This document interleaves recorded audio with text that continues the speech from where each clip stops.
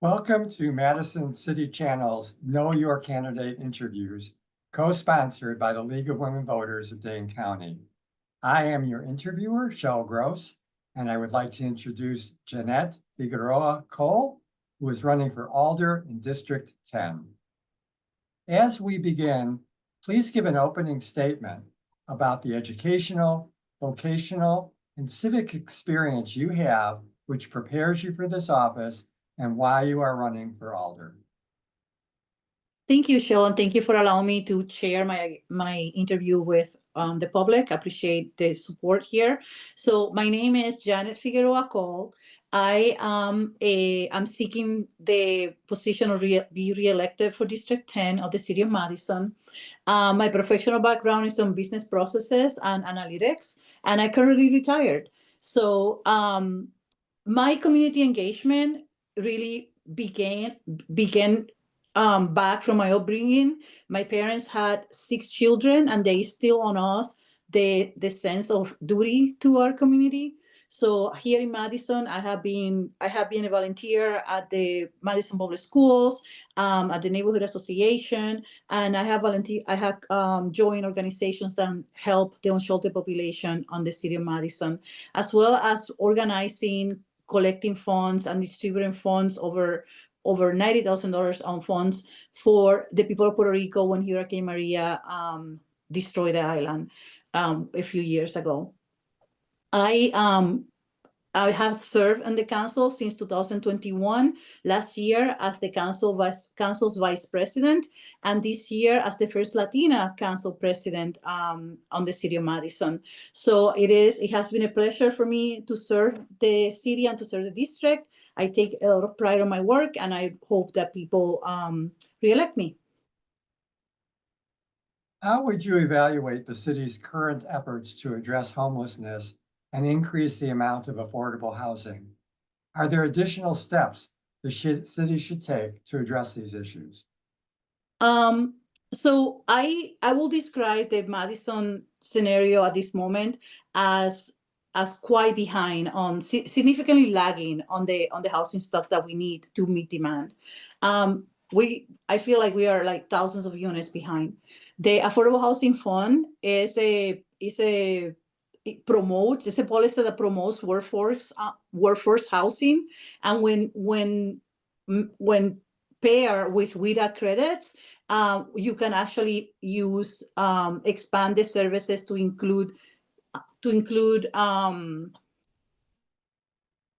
income restricted units.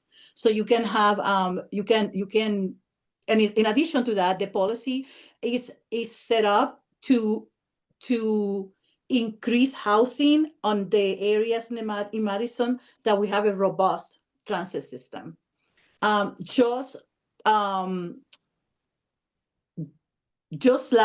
this past budget, we passed some funding to maintain programs for rehabbing existing units. So that's another way that we can mix and match things. So we actually have rehabbing units in District 10. And last year we had the opening of the Derby apartments, which were built with WIDA credits and has units from market rate all the way down to income restricted for low income families. So it takes a combination of things for us to continue to work on. And I think the city keeps on growing and moving stronger to get there. The housing situation is not a Madison situation, it's a nation situation. So it's gonna take more than the city hall to resolve the issue. It takes an entire community to build a village, and Madison really needs to take pride on how welcoming they are and how accepting of other people and other ways of life we have here, and they need to be part of the solution. So having housing, embracing housing in places where we have services and access to resources is the best way to address the current situation.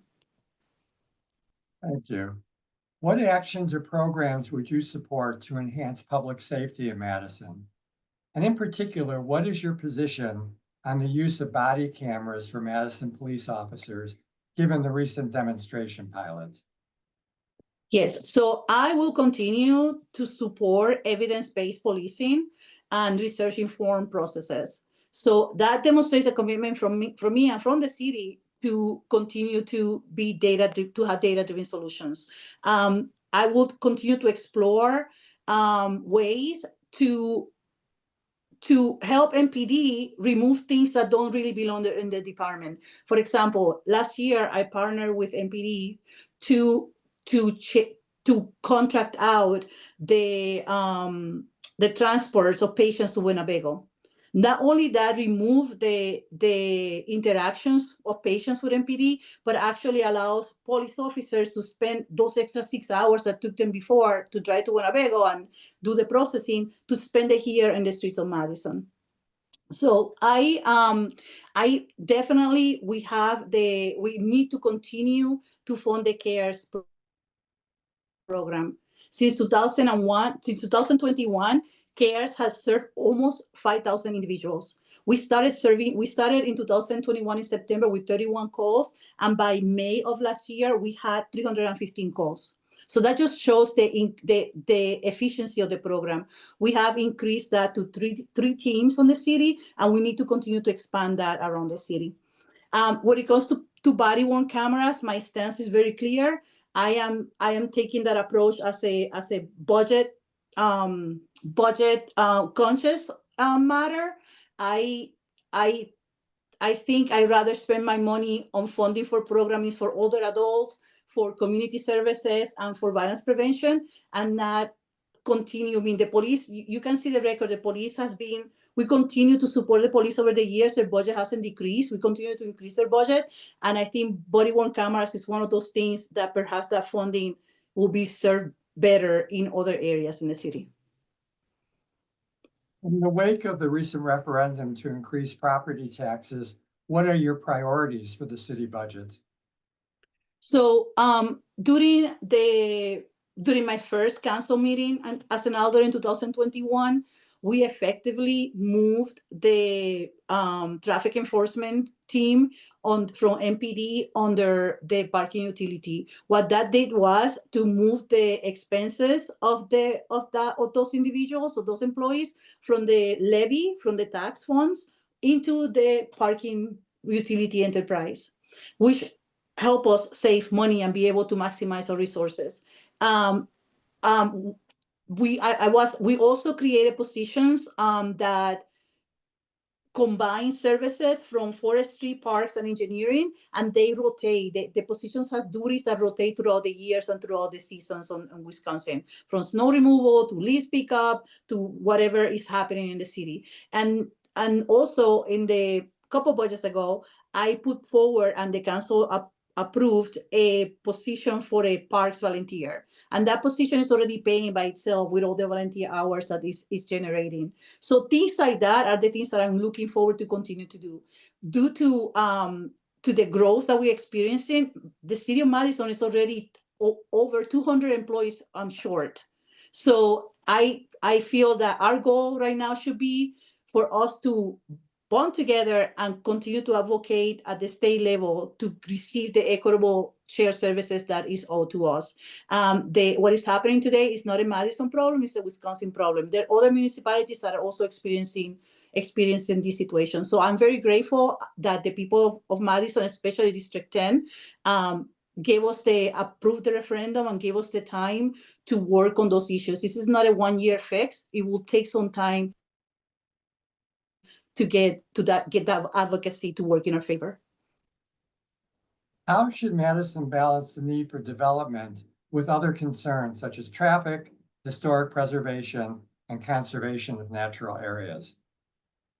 Good question. I mean, especially I do have a little bit of background on that, so I'll try to be short on it. But we have rules in the city that are specifically designed to protect historic preservation. For example, the Landmarks Commission receives every single demolition permit. They review it to figure out if there's any significance any preservation significance on that particular property. We have ordinances that very detailed explains what needs to be protected when it comes to preservation. And we have a few districts across the city that are protected under those rights. So I think the city does a good job. I know it could do better on preserving that. When it comes to policies, we all know what happens when we develop things, or when developers develop things, because the city doesn't develop, but when developers develop things away from city resources, it just creates a huge burden on police department, nonprofit organizations, and the community. So we know that I personally have supported initiatives like the transit-oriented development to increase density where the metro goes. I have supported the complete green streets that ensures equal access to all ages and abilities to share the streets, and also the transportation demand management, which enhances the mobility while reducing carbon emissions. So by creating smart and safe housing, we can solve housing crisis and also protect the environment. What are the most critical issues that you see facing the people in your district, and what would you propose to address them? I think for my district, just like every other district, one of the biggest issues is the speeding. So when I think we hear, I mean, that's the one thing I hear the most for all the time, and NPD, like this in this term, the NPD does is actually committed to work to concentrate on that area. So I think, well, in addition to that, we also lack walkable friendly neighborhoods like sidewalks and safe streets. During my term, we were able to do the reconstruction of the Hammersley Road, where we actually reduce that road, making it safer for people, and added an all ages all ability path for people to bike, to walk, and to do all of that stuff. So I wanted to see more instances like that. We have very few businesses on the city and on the district, and most of them are actually in high traffic areas, so it makes it very hard for people to walk to them. It would be nice to build that up with walkable neighborhoods. And one thing that is super important that I want everyone to know, we are working on the Southwest Area Plan, and that covers most of District 10. And we kicked off that plan in November, and that is going to go for the whole year. So I want anyone that is listening to this to please participate on that plan. That plan is not just a planning exercise. It's a great tool for engagement and for people to come together and be part of the vision of what District 10 will look like on the next 10 years.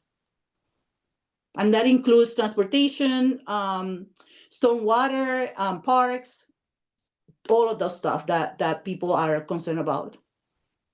Thank you. What would you like to say to the viewing audience as we complete this interview? Well, I would like to say, I mean, again, thank you for giving me the opportunity to have this interview. I really love the work I really love this kind of work. I'm very passionate about it. I put my time, I do my research. I try to get, I set goals, and the goals are based on the values of the city, the values that we as a community selected. So I just want to continue to work on housing, transit, public safety, violence prevention. So I hope that people vote for Yannette Figueroa Cole, that will be me, on February 18 primary, and in April 1st on the general election. Thank you. Thank you again for giving me the opportunity to speak today. I want to thank Yannette for speaking with us, and thank the viewing audience for taking the time to know your candidates. I want to remind everyone that primary election day is Tuesday, February 18th, and the general election is Tuesday, April 1st. Every election is important. Please vote. On behalf of Madison City Channel and the League of Women Voters of Dane County, thank you for joining us.